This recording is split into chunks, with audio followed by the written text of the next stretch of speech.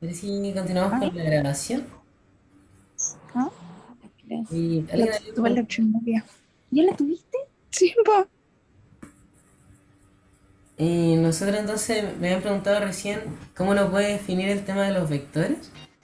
Y los vectores, hay vectores que están asociados según el sistema de coordenadas. Por ejemplo, estos vectores de aquí, el rotongo, tetatongo y también el catongo, que sería el de acá, están asociados al sistema de coordenadas cilíndrica en este caso. Y uno, si uno lo ve en un plano, son como coordenadas polares y le agregamos el vector catongo. Y la idea es que los vectores que ustedes definen estén en función de un sistema de coordenadas. Entonces, y cuando yo estaba calculando aquí el vector R minúscula menos R mayúscula, lo que nosotros necesitábamos saber era cuál era el vector de acá. Y por eso es que uno necesitaba describir los vectores anteriores. Describir el vector de aquí que corresponde al R minúscula y el vector de aquí que corresponde al R mayúscula. Entonces, uno tiene que identificar, o sea, los vectores siempre van a tener magnitud, dirección y sentido. Entonces, la dirección y el sentido van a estar asociados con el vector director, en el cual se ubique este otro vector que ustedes están definiendo. Entonces, por ejemplo, aquí el R minúscula, yo veo acá que está asociado al catongo y su magnitud corresponde a Z. Entonces, por eso es que después yo escribo acá Z catongo. Después, el R mayúscula siempre va a ser este vector porque yo necesito conocer cuál es el vector que une mi punto P con el resto de la figura. Entonces, aquí uno puede ver que si yo me voy con el plano, este vector R es igual a este vector R y ese vector R tiene la misma dirección que el vector rotongo y su magnitud va a ser R. Entonces, dicho eso, ahí ya sabemos cuál es nuestro vector R mayúscula y ya podemos describir cuál es nuestro vector R minúscula menos R mayúscula. Y después para calcular la magnitud, ahí aplicamos Pitágoras. Pero no sé si ahí queda un poco más claro el tema de los vectores. La idea es que ustedes fijen primero cuál es su sistema de coordenadas y en función de ese sistema van a describir el resto de los vectores. Bueno, entonces me alegro de que ahí se haya entendido, que me sirva a mí también para explicar mejor este ejercicio que igual salió bien enredado. Y otra cosa que tienen que tener en cuenta es saber aplicar la regla a la mano derecha cuando tengan que usar el producto cruz. Y al final recuerden hacer así en la prueba. Como que eso es lo que yo les podría decir. Otra cosa importante, esta conversión igual les puede servir. Que saber expresar cómo, cómo pasar de un sistema de coordenadas a otro. Y ahora sí vamos a continuar con el ejercicio. En su momento les contaba que la inducción puede producirse, siempre se va a producir por un cambio de flujo magnético y el cambio de flujo magnético puede deberse a un campo magnético variable o puede deberse también a que el cuerpo se está moviendo, que ustedes van a tener justamente lo que aparece en este problema, que nos dicen que en la figura 1 se mueve una espiral cuadrada con velocidad constante hacia la derecha, se mueve hacia su izquierda y hay un conductor de largo infinito en el cual circula una corriente constante con el sentido que se indica en la figura. Entonces a nosotros nos piden calcular la magnitud de la femneta. Ojo que nos piden ahí la magnitud, entonces no es necesario conocer el signo y la fem inducida en la espiral.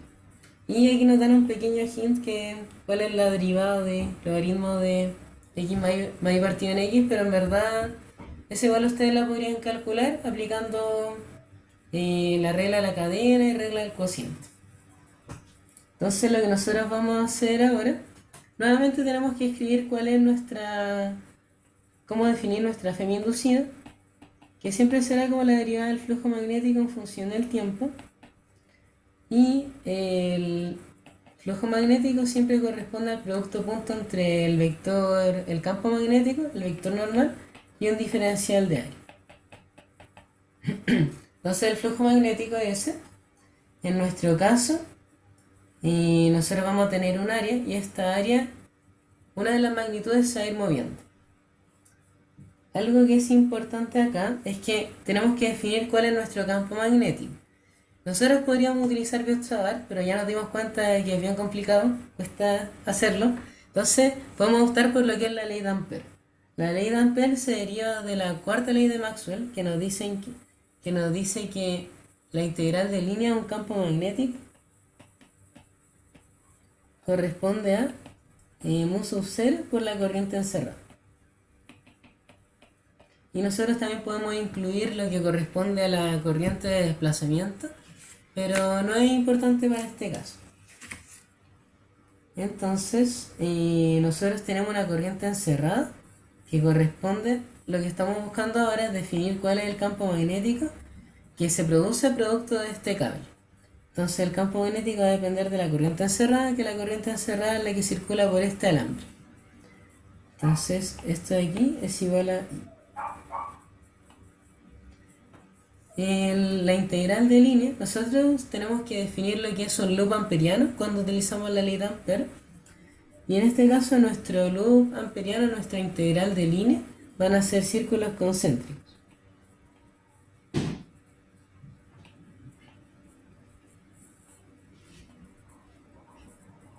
Entonces de esta espira van a ir circulando espiras, por decir, de este alambre van a ir circulando espiras, por decirlo así. Y estas espiras van a ser las que van a estar entrando en este alambre. Y lo que les dije recién es porque uno aplica la regla a la mano derecha. Si la corriente va hacia arriba, después la mano tiene que moverse en esa dirección. Y aquí nosotros vamos a tener un campo magnético entrando en la espira. Entonces ahí tenemos Y, tenemos I, tenemos mu sub 0. Tenemos que definir cuál es nuestro largo. El campo magnético va a ser constante en toda esta integral de línea, entonces por eso la podemos sacar de la integral. Y el largo, el de L, corresponde al perímetro del loop amperiano, que como yo les decía eran líneas concéntricas, entonces esto va a ser el perímetro, que es 2πr. Y el campo magnético generado por el alambre va a ser mu sub 0i partido en 2πr.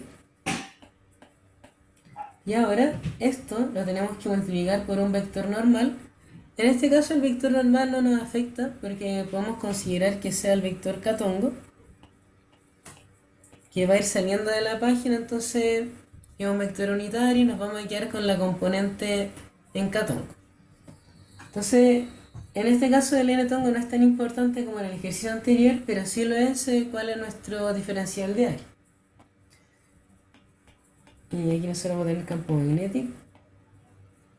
Tenemos mu sub 0 por I dividido en 2πr. Y nosotros tenemos aquí en la gráfica que esto, que primero nosotros vamos a tener acá un X y un Y. Entonces, Y no va a variar con él, o sea, Y siempre va a estar entre de 0 a B. Vamos a definir aquí nuestro sistema. Entonces, Y sí va a ir de 0 a B. Entonces, no depende, no va a verse afectado por... Es que, a ver, vamos de nuevo. Este campo magnético va a ir disminuyendo según yo me alejo, porque tenemos aquí un factor, está dividido por R. Pero en el caso de Y no se va a ver afectado por eso. Pero sí se va a ver afectado el de X, que nuestro de X, y aquí nosotros le vamos a escribir como un dr, que corresponde a este largo, va a ir entre R y R más A. Entonces lo que les acabo de decir es que este campo magnético se va a ir alejando, o sea, va a ir disminuyendo en su magnitud. Entonces tenemos que integrar con respecto a esa magnitud que va disminuyendo.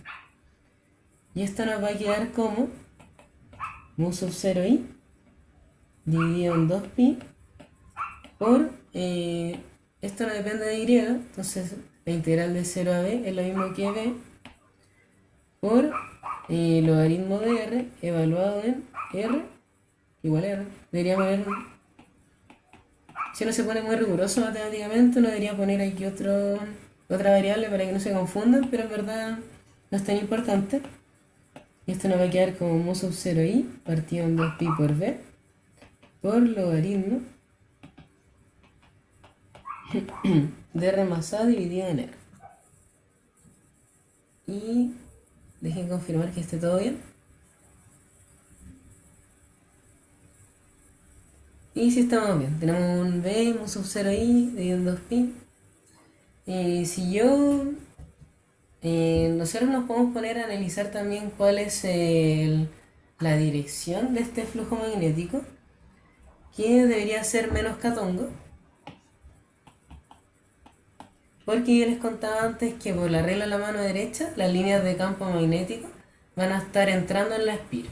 Entonces por eso si quisiéramos considerar cuál es la dirección del flujo magnético, esta tendría que ser menos catongo. Pero después nos piden calcular la magnitud, entonces no va a ser importante. Porque después nos piden calcular cuál es la magnitud. Y ¿por qué no se consideró el n? El n... ¿cuál n? El vector normal. Porque... es que en verdad... Es que... el vector normal... El campo magnético y el vector normal van a estar... a ver cómo explicarlo. Es porque en este caso no se va a generar un ángulo entre el vector normal y el campo magnético distinto de 90. A ver cómo explicarlo.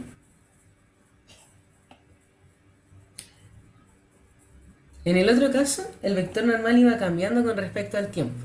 Nosotros lo veíamos acá, que teníamos que dependía de un seno de alfa y un coseno de alfa. Pero en el caso de ahora, la espira se mantiene todo el rato como en el mismo plano. Entonces, el vector normal no va a ir cambiando en el tiempo. Por eso es que al final no lo consideramos, porque el producto, como que nos quedamos siempre con la magnitud de esto, y este vector es unitario. Entonces no nos va a afectar en el valor final del resultado. No sé si ahí queda un poco más claro o sigue siendo un poco confuso. Hay que quedarse con que en este caso el vector normal no va a ir cambiando en el tiempo, va a ser siempre constante. Entonces por eso al final no lo consideramos. Y nosotros ya tenemos cuál es nuestro flujo magnético y tenemos que derivar esto en función del tiempo. Para obtener la Fm inducida, nos piden la magnitud de la Fm inducida, entonces va a ser menos la magnitud de la derivada en función del tiempo del flujo magnético. Y nuestro flujo magnético corresponde a mu sub 0i dividido en 2pi por b por logaritmo de r más a dividido en r. Y hasta ahí. Hay que tener ojo de que nuestro r corresponde a la distancia que tiene la espira con respecto al cable, y nosotros sabemos que esta espira se está moviendo con una determinada velocidad. Entonces esto es parecido a lo que hicimos antes, que consideramos el alfa, que era nuestro ángulo, como omega m por t. Ahora tenemos que considerar que r corresponde a la velocidad por t, porque tenemos una velocidad que multiplicada por el tiempo nos va a dar cuál es la distancia de esta espira con respecto al alambre. Y aquí tendríamos que aplicar regla de la cadena. Entonces, nosotros sabemos que, porque nos dicen aquí como nota, que la derivada en función de x es del logaritmo de x más y dividido en x es igual a lo que ya aparece. Y eso nos va a permitir calcular la derivada de esto. Pero tenemos que considerar que r también depende del tiempo. Entonces ahí tenemos que aplicar regla de la cadena. Y lo que podemos hacer nosotros para eso es escribir. Estas son constantes, mu sub 0i por b dividido en 2pi. Se puede salir de la derivada.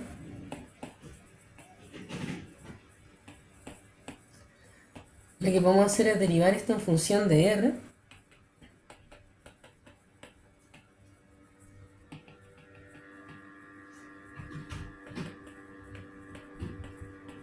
y después derivar R en función del tiempo. Y si yo derivo R en función del tiempo, en función del tiempo obtendré la velocidad. Esto me va a quedar como mu sub 0 I por B dividido en 2pi.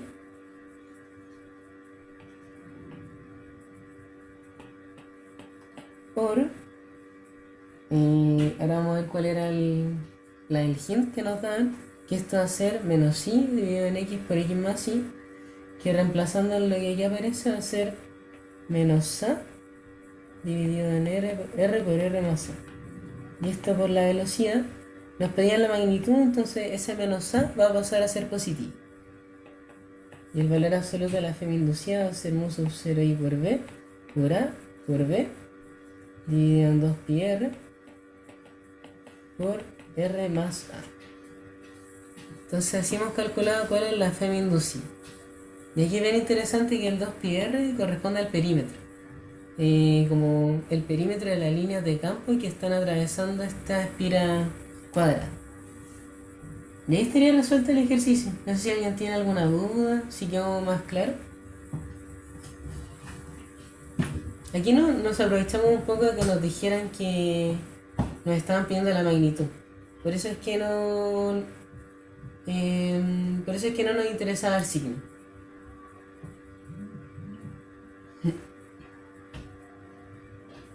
¿Alguien tiene alguna duda? ¿Algo que no se haya entendido?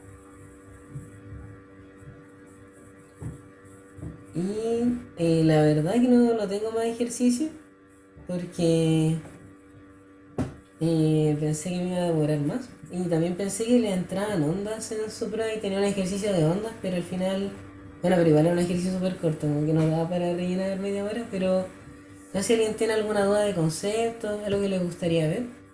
Y si no, ya estaría terminada la ayudantía y pueden retirarse a almorzar o seguir estudiando o lo que ustedes quieran. Así que no sé si alguien más tiene una duda. Y dan las gracias si quieren. De nada.